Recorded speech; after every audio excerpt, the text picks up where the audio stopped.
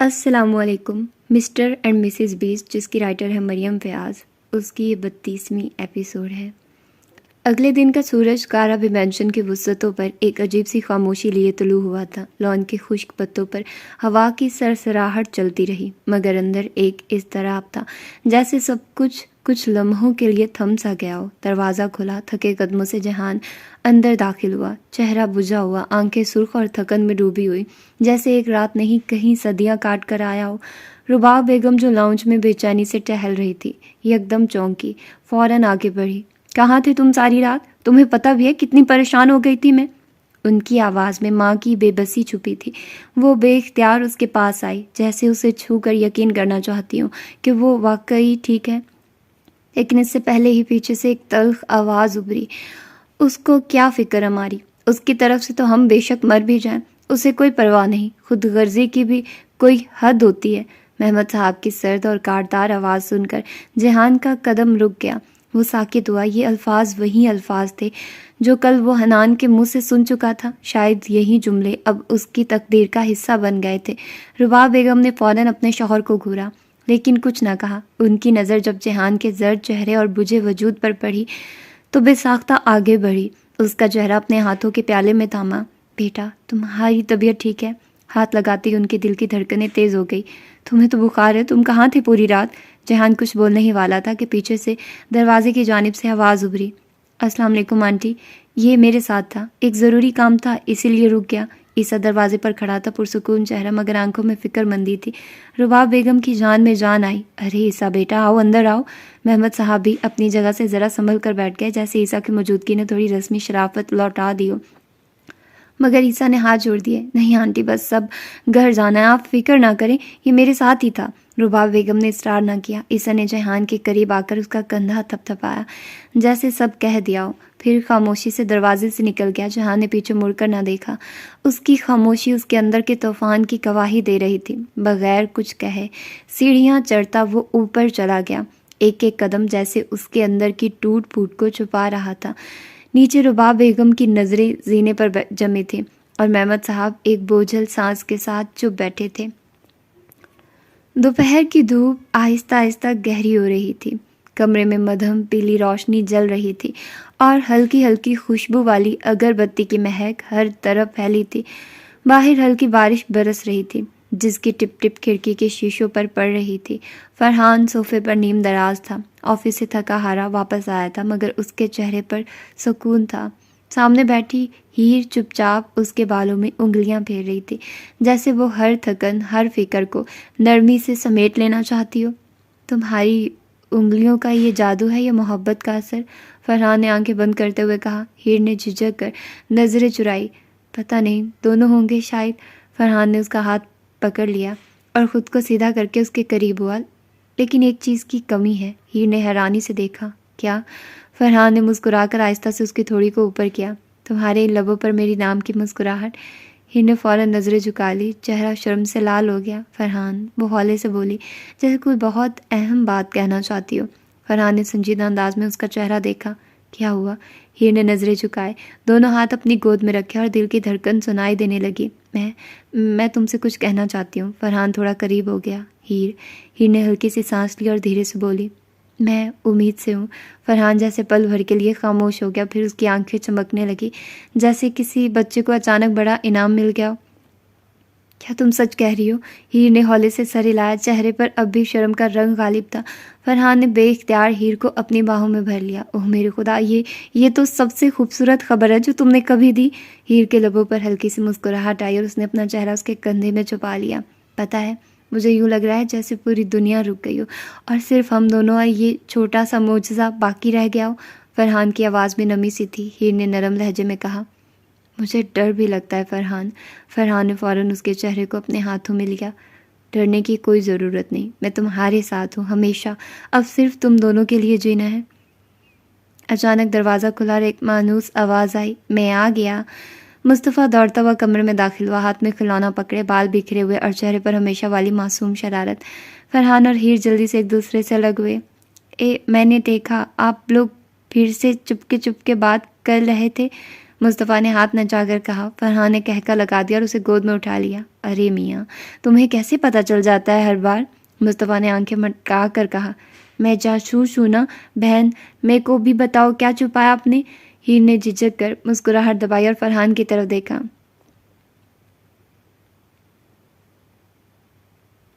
فرحان نے مصطفیٰ کی ناک دبا کر کہا، تمہیں بہت جلد سب کچھ پتہ چل جائے گا میجر مصطفیٰ۔ تو مصطفیٰ نے اپنی ناک چڑھاتے کہا، مجھے مریم تے پاس جانا ہے۔ تو فرحان بولا، کل پکا چلیں گے۔ تو مصطفیٰ نے نعرہ لگایا، یاہو! ہیر نے تھوڑا جھجکتے ہوئے کہا، آپ کو مریم سے بے خبر ہی ہو گئے ہیں، آپ کو اس کے پاس جاتے رہنا چاہیے۔ وہ خوش ہے برہان کے ساتھ، برہان اس کا اچھے سے خیال رکھ رہا ہے، وہ ٹوٹ چکی ہے ہیر۔ میں چاہتا ہوں برہان اسے سمیٹ لے، اگر میں بار بار اس کے پاس جاؤں گا تو ہو سکتا ہے کہ اسے پریشانی ہو۔ فرحان سنجیدگی سے بولا تو ہیر نے سرس بات میں لایا۔ مصطفیٰ ابھی تک خوشی سے جھوم رہا تھا اور فرحان اور ہیر کے درمیان محبت بھری آنکھ مچولی میں کمرہ ایک بار پھر خوشیوں سے بھر گیا۔ یونیورسٹی کا ماحول آج حسب معمول مصروف تھا۔ گیٹ کے باہر طلباء کی چہل پہل، لائبریری کی سیڑھیوں پر بیٹھے اسٹوڈنٹس اور کیفے میں چائے کی خوشبو، سب کچھ ویسا ہی تھا، مگر ماہین کے دل کی حالت ویسی نہ تھی۔ اس کے اندر ایک عجب گھبراہٹ تھی، آنکھوں میں ایک انجانی سی تلاش جو بار بار دروازے کی طرف اٹھ رہی تھی۔ آج خلاف معمول حنان خود اسے یونیورسٹی چھوڑنے آیا تھا۔ گاڑی رکتے ہی وہ باہر نکلی تو حنان نے سخت لہجے میں کہا، سمجھ گئی ہو نا، بہتر یہی ہے کہ اپنی پڑھائی پر دھیان دو، فضول جذبات سے کچھ حاصل نہیں ہوگا۔ ماہی نے بامشکل اس بات میں سر ہلایا۔ وہ خاموش رہی، جیسے اس کے پاس اب کچھ کہنے کو بچا ہی نہ ہو۔ گاڑی چلی گئی اور وہ گیٹ سے اندر داخل ہو گئی، مگر دل کہیں اور اٹکا تھا۔ یونیورسٹی کی راہداریوں سے گزرتے وہ ہر چہرے میں ایک ہی چہرہ ڈھونڈ رہی تھی، اور پھر جیسے وقت تھم گیا، اس کی نظر پارکنگ لاٹ کی طرف گئی جہاں وہ کھڑا تھا۔ وہی وجود، وہی قد، وہی بائک، جہان۔ وہ اپنی بائک سے اتر رہا تھا جیسے ہمیشہ اترتا تھا، مگر آج کے جہان میں ایک الگ ٹھہراؤ تھا، ایک ٹھنڈی سی بے رخی۔ ماہین کے قدم بے اختیار اس کی طرف اٹھے، پھر تیز ہوئے، اور اگلے ہی لمحے وہ اس کے سامنے آ کھڑی ہوئی۔ اس کی سانسیں تیز تھی، دل کی دھڑکن قابو میں نہیں تھی۔ جہان، اس کی آواز ٹوٹتی ہوئی نکلی۔ جہان نے ایک پل کو نگاہ اٹھائی، نظر ملی، لیکن اس میں کوئی سوال نہ تھا، کوئی جذبہ نہ تھا۔ وہ خالی خالی نظروں سے اسے دیکھتا رہا، جیسے وہ کوئی اجنبی ہو، اور پھر بنا کچھ کہے، بنا کوئی تاثر دیے، وہ اس کی سائڈ سے ہو کر گزر گیا۔ ایک خاموش تیز ہوا کا جھونکا جو ہر چیز اپنے ساتھ لے گیا ہو۔ ماہین کی پلکیں جھپکنا بھول گئی، جیسے کوئی منظر دل پر پتھر کی طرح گرا ہو۔ کچھ اندر چٹکا تھا، وہ مڑی پیچھے دیکھا، مگر جہان جا چکا تھا۔ اس کے بعد ماہین کا دن ایک ہی دائرے میں گھومتا رہا۔ وہ اسے کہیں لیکچر ہال کے باہر دیکھتی، کبھی لائبریری کے کونے میں، کبھی کیفے کی کھڑکی کے پاس۔ ہر بار وہ اس کے قریب جانے کی کوشش کرتی، اور ہر بار وہ بنا کچھ کہے اس کے وجود کو نظر انداز کرتا ہوا گزر جاتا۔ وہ اسے روکنا چاہتی تھی، کچھ کہنا چاہتی تھی، معافی مانگنا، سمجھانا چاہتی تھی، لیکن ہر بار جہان کی بے نیازی اسے خاموش کر دیتی۔ ایک لمحے کو وہ سوچتی، شاید یہ سزا ہے، شاید یہ نفرت نہیں، دکھ ہے، لیکن دکھ تو تب ظاہر ہوتا ہے۔ یہ تو مکمل لاتعلقی تھی۔ یونیورسٹی کی گھنٹیاں بجتی رہی، طلباء اپنے اپنے لیکچرز میں مصروف رہے، مگر ماہین کا دل جیسے ہر گھنٹی پر تھر تھراتا رہا۔ دن ڈھل رہا تھا اور جہان اس کی نظروں سے بھی نکلتا جا رہا تھا۔ شام ڈھلنے لگی تھی، سورج کی کرنیں آسمان کے آخری کنارے پر مدھم پڑتی جا رہی تھی جب جہان کارا بے مینشن واپس آیا۔ گیٹ سے اندر داخل ہوتے ہی اسے لاؤنج میں کچھ چہروں کی موجودگی کا احساس ہوا۔ وہ اندر داخل ہوا تو دانین اور حاتم پیچھے نظر آئے۔ حاتم فوراً اٹھا اور مسکرا کر جہان کی طرف بڑھا۔ کیسا ہے میرا بھائی؟ اس نے گرم جوشی سے اسے گلے لگایا۔ جہان نے گلے لگایا ضرور، لیکن اس کی آنکھوں میں وہ پرانی چمک، ہونٹوں پر وہ شرارت بھری مسکراہٹ نہیں تھی۔ وہ خاموشی سے ملا، سر ہلایا اور بنا کچھ کہے اندر کی جانب بڑھ گیا۔ حاتم نے ایک نظر دانین کی طرف دیکھا، جیسے اس خاموشی میں کچھ تلاش کر رہا ہو۔ جہان برآمدے کی طرف نکل آیا۔ موسم خوشگوار تھا، ہلکی ہلکی ہوا چل رہی تھی۔ وہ دیوار سے ٹیک لگائے خاموشی سے باہر دیکھ رہا تھا، جیسے منظر بدل رہے ہوں مگر اس کی اندرونی حالت جمی ہوئی ہو۔ چند لمحوں بعد دانین اس کے پیچھے آ گئی۔ وہ آہستگی سے اس کے پاس آ کر کھڑی ہوئی۔ تھوڑی دیر خاموشی رہی، پھر اس نے نرمی سے کہا، حنان بھائی نے غلط کیا جہان۔ جہان کی نظریں سامنے آسمان پر جمی رہی۔ وہ آہستہ سے بولا، نہیں، انہوں نے بالکل صحیح کیا۔ ماہین کو واقعی مجھ جیسے نالائق اور خود غرض انسان سے دور رہنا چاہیے۔ دانی نے ایک پل کو اس کی طرف دیکھا، دل گرفتہ نظروں سے، اور پھر اس کے کندھے پر ہاتھ رکھ دیا۔ ہم کزنز کی شاید قسمت ہی خراب ہے، وہ جیسے خود سے بولی، اور اگلے لمحے اس کی آواز لرزنے لگی، آنکھوں سے آنسو بہنے لگے۔ جہان فوراً پلٹا اور روتی دانین کو اپنے بازوؤں میں بھینچ لیا۔ ارے میری گڑیا تم کیوں رو رہی ہو؟ کیا ہوا ہے؟ اس نے پریشان ہو کر پوچھا۔ تہانی نے سر اٹھایا، آنکھوں میں نمی، لب کپ کپاتے ہوئے بولی، جہان تم دعا کرو کہ حاتم ٹھیک ہو جائے۔ جہان کے ماتھے پر بل پڑے۔ اس نے ناسمجھی سے کہا، کیا مطلب؟ حاتم کو کیا ہوا ہے؟ تہانی نے آنسو صاف کیے، ایک گہرا سانس لیا اور جیسے اس کے کانوں میں بم پھوڑا۔ حاتم کو بلڈ کینسر ہے جہان۔ جہان جیسے لمحے بھر کے لیے سانس لینا بھول گیا ہو۔ وہ کچھ دیر تک ساکت رہا، پھر دھیرے سے بولا، کیا کہہ رہی ہو تم؟ تہانی نے اس بات میں سر ہلایا۔ حاتم نے منع کیا ہے کسی کو بتانے سے، جب تک ڈونر نہیں ملتا وہ سب کو نہیں بتانا چاہتا۔ تم بس دعا کرو اور کسی کو کچھ مت کہنا۔ جہان نے خاموشی سے اسے اپنے قریب کیا اور نرم لہجے میں بولا، میں تمہارے ساتھ ہوں دانین، کچھ نہیں ہوگا حاتم کو، ہم سب دعا کریں گے اور وہ ٹھیک ہو جائے گا، تم بس حوصلہ رکھو۔ دانین نے اس کے سینے پر سر رکھ دیا، آنسو اس کی قمیض کو بھگونے لگے۔ ہوا اور زیادہ سرد ہو چکی تھی۔ شام کے سائے دھیرے دھیرے اپارٹمنٹ کے کمروں پر اتر رہے تھے۔ بہران لاؤنج میں موجود صوفے پر نیم دراز سا بیٹھا تھا، ہاتھ میں کافی کا کپ تھا اور نظریں کھڑکی کے پار دور آسمان کی سنہری دھوپ کو چھو رہی تھی۔ سکون کی فضا میں اچانک کمرے کا دروازہ کھلا اور مریم باہر نکلی۔ اس نے اپنے گرد ہلکی خاکی رنگ کی شال لپیٹی ہوئی تھی، بال چٹیا میں سمیٹے ہوئے اور چہرے پر ایک خاص سی چمک تھی۔ وہ آہستگی سے چلتی ہوئی بہران کے قریب آئی، کچھ جھجکتے ہوئے نرمی سے بولی، بہران میرے ساتھ ذرا پارک تک چلو گے؟ بہران نے سر اٹھایا اور جیسے ہی اس کے چہرے پر وہ نرم التجا دیکھی، مسکراتے ہوئے سیدھا ہو بیٹھا۔ اتنے پیار سے پوچھو گی تو دنیا کے آخری کونے تک بھی چل پڑوں گا، وہ شرارت سے بولا۔ مریم کے چہرے پر بے ساختہ ایک محبت بھری مسکراہٹ پھیل گئی۔ کچھ ہی دیر میں دونوں اپارٹمنٹ سے باہر نکلے اور قریبی پارک کی طرف چل دیے۔ شام کا وقت تھا، ہلکی ٹھنڈی ہوا چل رہی تھی، پتے سرسراتے جا رہے تھے اور دور جھولے بچوں کی ہنسی سے گونج رہے تھے۔ دونوں ایک بینچ پر آ کر بیٹھے، کچھ دیر یوں ہی خاموشی بیٹھے رہے۔ پھر مریم کی نظر اچانک ایک نرم سفید بلی پر پڑی جو گھاس پر کھیل رہی تھی۔ بہران تم نے کہا تھا نا کہ تم مجھے بلی لا کر دو گے؟ مریم نے اچانک سوال کیا۔ بہران نے پلکیں جھپکی، پھر حیرت سے بولا، میں نے کب کہا تھا؟ مریم نے فوراً آنکھیں تریڑ کر دیکھا، تو تم کہہ رہے ہو کہ میں جھوٹ بول رہی ہوں؟ بہران نے جلدی سے سر ہلایا، نہیں، میں نے ایسا کب کہا؟ ہاں، میں تو بس یوں ہی باتیں بناتی ہوں نا، میرا دماغ خراب ہے؟ مریم نے ناک پھلاتے ہوئے رخ موڑ لیا۔ میں نے کب کہا کہ تمہارا دماغ خراب ہے؟ بہران اب بے بس سا نظر آنے لگا۔ ابھی کہا؟ میں نے کہا ہی نہیں۔ اچھا، تو اب میں بہری بھی ہوں؟ مریم نے گھورتے ہوئے مصنوعی معصومیت سے پوچھا۔ بہران نے گہری سانس بھری، دونوں ہاتھ اٹھا کر آسمان کی طرف دیکھا اور بے ساختہ کہا، یا اللہ، کس کے ہتھے چڑھ گیا؟ مریم نے منہ بنایا، شال درست کرتے ہوئے غصے سے بینچ سے اٹھی اور تیز قدموں سے چلنے لگی۔ بہران چونکا، جلدی سے اس کے پیچھے لپکا۔ ارے سنو تو مریم، میری بات تو سنو۔ پارک کی سنہری شام ایک ہلکے پھلکے رومانی تماشے کی گواہ بن گئی۔ مریم تیز قدموں سے اپارٹمنٹ میں داخل ہوئی، بہران اس کے پیچھے دروازہ بند کرتا اندر آیا۔ دونوں کے درمیان کچھ لمحوں کی خاموشی چھائی رہی، مگر مریم کا چہرہ غصے سے سرخ تھا۔ تو تم واقعی مجھے بحث کے لیے پارک لے کر گئی تھی؟ بہران نے صوفے پر بیٹھتے ہوئے بات شروع کی۔ مریم غصے سے پلٹی، ہاں لے گئی تھی، کیونکہ شاید گھر کی دیواریں برداشت نہیں کر پا رہی ہیں تمہاری باتیں۔ بہران ہلکے تن سے مسکرایا، واہ، مطلب اب میں ہی ہر مسئلے کی جڑ ہوں؟ مریم نے دانت پیسے، تم مسئلہ نہیں، مسئلے کو پیدا کرنے والے ہو۔ تو تم فرشتہ ہو، ہر بات میں صحیح۔ مریم کا ضبط ٹوٹنے کو تھا، وہ تیز قدموں سے صوفے کے سامنے آئی اور بہران کی طرف دیکھتے ہوئے کہنے لگی، ہاں میں ہی غلط ہوں، میں ہی لڑاکا ہوں، میں ہی وہ ہوں جسے بات سمجھ نہیں آتی ہے نا؟ بہران نے ہنستے ہوئے ہاتھ اٹھایا، او خدایا، یہ تو پورا عدالت کا منظر بنا دیا ہے تم نے۔ اور تم خود کیا ہو؟ بڑے معصوم بنے پھرتے ہو۔ مریم نے تناؤ میں اپنے پیچھے بندھی ہوئی چٹیا کی گرہ کھولی اور جھنجھلاتے ہوئے انگلیاں بالوں میں پھیر کر اسے کھولنے لگی۔ بہران کی نظر اچانک ساکت ہو گئی۔ وہ جس بے نیازی سے اپنی چٹیا کھول رہی تھی، وہ اس لمحے کی شدت کو اور بھی بڑھا رہی تھی۔ اس کے کھلے بال اس کے کندھوں پر بکھرنے لگے، چہرہ سرخ، آنکھیں بھری ہوئی اور ہونٹوں پر ہلکی لرزش۔ تم مجھے گھٹنوں پر لانا چاہتی ہو مدھو مکھی؟ بہران کے لبوں سے بے ساختہ نکلا۔ مریم ٹھٹک گئی، بالوں میں انگلیاں رک گئی۔ وہ حیرت سے بہران کو دیکھنے لگی۔ وہ جملہ اس کے اندر جیسے کوئی کچا رشتہ ہلا گیا ہو۔ کیا؟ وہ دھیمی آواز میں بولی، حیران و شرمندہ سی۔ بہران نے یکایک اس کی کلائی تھامی اور اسے اپنے قریب کھینچ لیا۔ وہ سنبھلنے کی کوشش میں اس کے سینے سے جا ٹکرائی۔ لمحے بھر کو وقت جیسے تھم گیا۔ مریم کی پلکیں جھک گئی اور بہران نے آہستہ سے اس کے بالوں میں ہاتھ ڈال کر باقی بچی ہوئی چٹیا کو بھی کھول دیا۔ مریم کی سانسیں بے ترتیب تھی، اس کی آواز گم ہو چکی تھی۔ بہران نے اس کے بالوں میں اپنا چہرہ چھپایا اور ایک گہری سانس کھینچتے خارج کی۔ پھر نرمی سے مریم کے ماتھے پر لب رکھے۔ مریم کی پلکیں لرزی، لمحے بھر کو وہ اس کے لمس میں گم ہو گئی، مگر اگلے لمحے جیسے ہوش آیا وہ جھٹ سے پیچھے ہٹی۔ فرحان کیا کر رہے ہو؟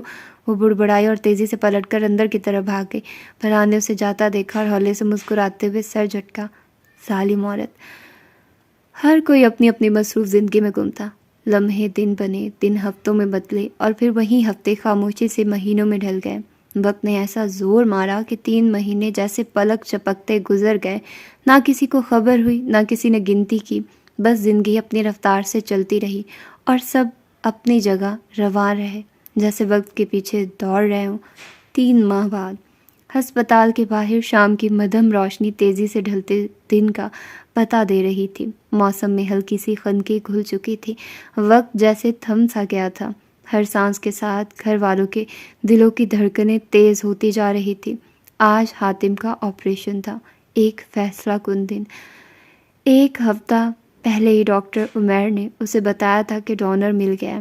حاتم کا دل جیسے سجدے میں جھک گیا۔ وہ جاننا چاہتا تھا کہ کون ہے جو اسے نئی زندگی دے رہا ہے، مگر ڈاکٹر عمیرہ کے لبوں پر ہلکی سی مسکراہٹ آئی اور وہ صرف اتنا بولی، وہ یہ سب صرف اللہ کی رضا کے لیے کر رہا ہے، اسے تم سے کچھ نہیں چاہیے۔ اس نے اپنی پہچان بتانے سے منع کیا ہے اور میں اس کی مرضی کے خلاف نہیں جا سکتی۔ حاتم نے خاموشی سے سر جھکا لیا۔ اس کے بعد اس نے دل پر پتھر رکھ کر ایک ایک کر کے گھر والوں کو ساری حقیقت بتائی۔ شروع میں سب کا رد عمل شدید تھا، مگر پھر وہ مان گئے، کیونکہ اب ان کے سامنے بیٹی کی زندگی اور موت کا سوال تھا۔ ان 3 مہینوں میں سب کچھ بدل چکا تھا، حتیٰ کہ ملک کی صورتحال بھی۔ بدقسمتی سے پارٹی میں ولید رندھاوا کی شمولیت کے بعد پارٹی میں اتحاد باقی نہ رہا۔ پارٹی چیئرمین کو بھی ولید رندھاوا نے اپنے ہاتھ میں کرتے خود وزیر اعلیٰ سندھ کے عہدے پر فائز ہو گیا۔ سندھ اسمبلی کے ممبران کو بھی اس نے دولت کا لالچ دیتے اپنے قابو میں کر لیا، مگر اس کی نظر اب بھی وزیر اعلیٰ پنجاب کے عہدے پر تھی، جس کے لیے وہ اب تک سازشیں کرنے میں مصروف تھا، کیونکہ بلال سلطان کا ووٹ بینک زیادہ ہونے کی وجہ سے پارٹی چیئرمین اسے کسی صورت خارج کرنے پر راضی نہ تھا، اور اس کے خارجی کے علاوہ اس کے ارادے کامیاب ہونا ممکن نہ تھا۔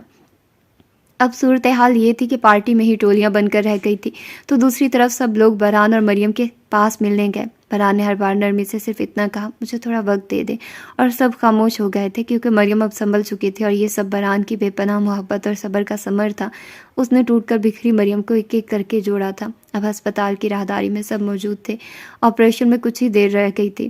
دانین بار بار اپنی آنکھیں صاف کر رہی تھی، حاتم کی طرف دیکھ کر زبردستی مسکرا رہی تھی۔ سب ٹھیک ہو جائے گا حاتم، تم مجھ سے وعدہ کرو، ہار نہیں مانو گے؟ حاتم کمزور مگر مطمئن آواز میں بولا، میں تمہارے لیے خود سے بھی لڑوں گا دانین۔ عائشہ سلطان نے حاتم کا چہرہ چومتے ہوئے کہا، میرا بیٹا تو شیر ہے، تم دیکھنا یہ سب بس ایک خواب لگے گا کچھ دن تک۔ شروع صاحب کی آنکھیں سرخ تھی، کے ہاتھوں کا لمس دعاؤں سے لبریز تھا۔ اچانک کسی نے سوال کیا، ویسے یہ جہان اور عیسیٰ کہاں ہیں؟ محمد صاحب نے منہ بناتے ہوئے جواب دیا، صاحب زادے گریجویشن مکمل ہوتے ہی سیر سپاٹوں پر نکل گئے۔ بندے میں کچھ شرم حیا بھی ہوتی ہے، مگر ان کے لیے شاید یہ بھی فیشن ہو۔ اس پر موسیٰ نے مسکرا کر کہا، عیسیٰ کام کے سلسلے میں شہر سے باہر ہے، راحت تک پہنچے گا۔ فضا میں بے چینی تھی، مگر ساتھ ہی ایک امید بھی گھلی ہوئی تھی، جیسے اندھیرے کے پار روشنی کی کرن ان سب کی منتظر ہو۔ کمرے میں خاموشی گونج رہی تھی، جیسے ہوا بھی سانس روک کر سب کے چہروں کی بے چینی پڑھنے کی کوشش کر رہی ہو۔ نرس نے آہستگی سے آ کر کہا، ہمیں مریض کو لے جانا ہے۔ حاتم نے ایک ایک چہرے کو دیکھا۔ ماں کی آنکھیں آنسوؤں سے بھری تھی، باپ کی نگاہ میں وہ دعا تھی جو لفظوں سے ادا نہیں ہوتی۔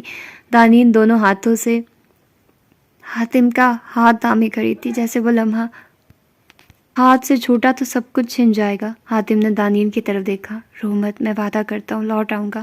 دانین نے بامشکل سر ہلایا، آنسو چپ چاپ بہتے رہے۔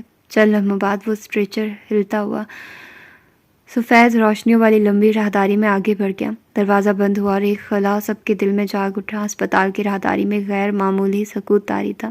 دیوار سے ٹیک لگائے سلطان صاحب گہری سانسیں لے رہے تھے۔ ان کی آنکھیں دروازے کے اس پار مرکوز تھی جہاں حاتم کو لے جایا گیا تھا۔ وہ چہرہ جو ہمیشہ مضبوطی کی علامت تھا، آج تھکن اور بے بسی میں ڈوبا ہوا تھا۔ قریبی عائشہ سلطان ایک بینچ پر بیٹھی تھی، تسبیح کے دانے ان کی انگلیوں میں مسلسل گھوم رہے تھے۔ لب ہولے ہولے حرکت کر رہے تھے، جیسے ہر سانس کے ساتھ کوئی دعا بارگاہ خدا میں روانہ ہو رہی ہو۔ کچھ فاصلے پر دانی نے ایک کرسی پر بیٹھی تھی، اس کا چہرہ زرد پڑ چکا تھا، آنکھوں کے گرد سیاہ حلقے اس کے کئی راتوں کی نیند چھن جانے کی گواہی دے رہے تھے۔ اس نے اپنے دونوں ہاتھوں میں چہرہ چھپا رکھا تھا اور کبھی کبھار سسکی کی دبی آواز فضا میں تیر جاتی۔ فرحان پاس ہی ایک کونے میں خاموش کھڑا تھا، ہاتھ سینے پر باندھے، سر جھکائے۔ اس کے تاثرات غمگیر تھے، جیسے وہ کسی اور الجھن میں مبتلا ہو۔ دل کی کوئی تھا جیسے وہ دوسروں سے چھپا رہا ہو۔ موسیٰ کمرے کے دروازے کے سامنے چکر کاٹ رہا تھا، بار بار گھڑی دیکھتا اور پھر ڈاکٹر کے آنے کے انتظار میں راہداری میں نظریں دوڑاتا۔ محمد صاحب ہاتھ باندھے کھڑے بار بار زیر لب کچھ پڑھ رہے تھے۔ 4 گھنٹے گزر چکے تھے۔ پھر ایک نرس تیزی سے کمرے سے باہر نکلی، سب کی نگاہیں اس پر جمی تھیں۔ وہ کسی سے کچھ کہے بغیر دوسرے کمرے میں داخل ہو گئی۔ چند لمحے گزرے، پھر ایک اور ڈاکٹر باہر آیا، کسی سے کچھ مشورہ کیا اور واپس اندر چلا گیا۔ ہر آہٹ پر دل جیسے اچھل کر حلق میں آ جاتا۔ عائشہ سلطان نے آنکھیں بند کر کے دعا مانگتے ہوئے ہولے سے کہا، یا اللہ میرے بیٹے کو محفوظ رکھ، اس نے کبھی کسی کا دل نہیں دکھایا، تو بھی اس کی حفاظت فرما۔ پھر اچانک دانی نے رندھی ہوئی آواز میں بہران سے پوچھا، کیا پتہ چلے گا کچھ؟ بہران نے آہستہ سے جواب دیا، بس تھوڑا وقت اور، بس دعا کرو۔ وقت جیسے گھنٹوں کو نگلتا جا رہا تھا، ایک ایک منٹ صدی لگ رہا تھا۔ دانی ان کی آنکھوں سے خاموش آنسو بہہ رہے تھے، وہ چپ تھی، پر ہر قطرہ اس کی بے قراری بول رہا تھا۔ سلطان صاحب نے کرسی پر بیٹھتے ہوئے اپنا سر دیوار سے ٹکا لیا اور آنکھیں بند کر لی۔ 5واں گھنٹہ شروع ہوا، تب اچانک آپریشن تھیٹر کا دروازہ کھلا، سب جیسے جھٹکے سے اٹھے۔ ڈاکٹر عمیرہ خود باہر آئی، چہرے پر ایک ہلکی مسکراہٹ تھی، مگر تھکن بھی چھپی نہ تھی۔ آپریشن کامیاب رہا ہے، الحمدللہ، خطرہ ٹل گیا، مریض ابھی ہوش میں نہیں، مگر وہ محفوظ ہے۔ چل ہمیں تو کسی کو سمجھ ہی نہ آیا کہ سنا کیا۔ پھر ایک لمحے میں جیسے جذبات کا بندھن ٹوٹا۔ عائشہ سلطان کے لبوں پر بے ساختہ شکر ادا کرنے کے الفاظ آئے۔ الحمدللہ، یا اللہ تیرا شکر ہے۔ شہروز صاحب نے آنکھیں موند کر لمبی سانس لی اور آسمان کی طرف چہرہ کیا۔ ان کے مضبوط ہاتھوں کی پشت پر آنسو لڑک آیا۔ دانی نے بہران کے بازو کو تھاما اور روتے ہوئے سر جھکا لیا۔ موسیٰ قریب کھڑے ڈاکٹر کا شکریہ ادا کیا اور ہاتھ ملاتے ہوئے کہا، آپ لوگوں کا احسان ہے۔ مگر ان سب کے درمیان ایک چہرہ اب بھی سکون سے خالی تھا، بہران۔ وہ سب کو دیکھ رہا تھا، ان کی خوشی، ان کے آنسو، ان کی دعائیں، مگر خود وہ جیسے کہیں پیچھے رہ گیا ہو۔ وہ مسکرا نہ سکا، جیسے دل میں کوئی بھاری بوجھ ہو۔ آنکھیں تھکی ہوئی پر جذبات سے خالی نہیں، کچھ تھا جو صرف وہ جانتا تھا۔ ڈاکٹر عمیرہ نے ایک پل کو اسے دیکھا، نظریں ملی تھی جیسے وہ بھی کچھ جانتی ہو، مگر دونوں خاموش تھے۔ سب کو ایک نئی زندگی کا یقین مل چکا تھا، مگر بہران اب بھی خاموش کھڑا تھا، جیسے کوئی اندر کی لڑائی ابھی باقی ہو، جیسے کچھ ادھورا رہ گیا ہو۔ تو یہ تھی اس کی آج کی ایپیسوڈ، اور پتہ ہے مجھے کیا لگ رہا ہے؟